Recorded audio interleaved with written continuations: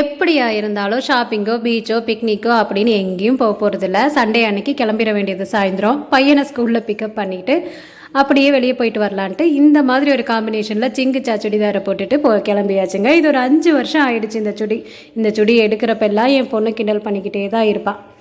So pickup பண்ணிவிட்டு நாங்கள் எங்கே போக போகிறோம், எங்கேயும் போக மாட்டோங்க. போன வாரம் பார்த்தீங்கன்னா இளநீ கடைக்கு கூட்டிகிட்டு போயிருந்தார்.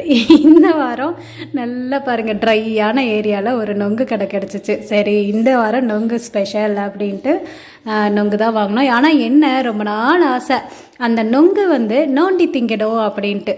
அதாவது பஞ்சாமிரதம்னா நக்கி திங்கணும், நொங்குன்னா நோண்டி திங்கணும்னு பெரியவங்க சூப்பராக சொல்லிட்டு போயிருக்காங்க. நல்லா ரசித்து சாப்பிட்டதுனாலையோ என்னமோ ஒவ்வொரு உணவையும் எப்படி சாப்பிட்ணுன்னு அழகாக சொல்லியிருக்காங்க. ஸோ ரொம்ப நாள் ஆசையாக இருந்துச்சு. இன்றைக்கி அதை செஞ்சிடலாம், அதையாவது செஞ்சிடலாம் அப்படின்ட்டு தான் ஒரு நொங்கை வாங்கி இந்த மாதிரி சாப்பிட்டு பார்த்தேன்.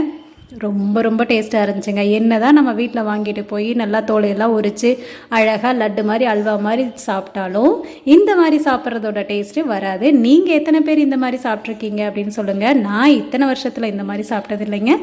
என்ன அதிசயமோ தெரியல, குழந்தைங்க சிவன்மலை போகலான்னு கேட்டதையும் சரின்னு சொல்லி சிவன்மலையும் போயாச்சு. ஆஹா, முருகர் கண்டினியூஸாக 2 ஞாயிற்றுக்கிழமையும் வர வச்சுட்டாருன்னு மனசுக்குள்ள ஒரு சந்தோஷம். ஓகே ஃப்ரெண்ட்ஸ், வீடியோ பிடிச்சிருந்துச்சுன்னா மறக்காமல் சப்ஸ்கிரைப் பண்ணிடுங்க. அடுத்த வீடியோவில் பார்க்கலாம். பாய்.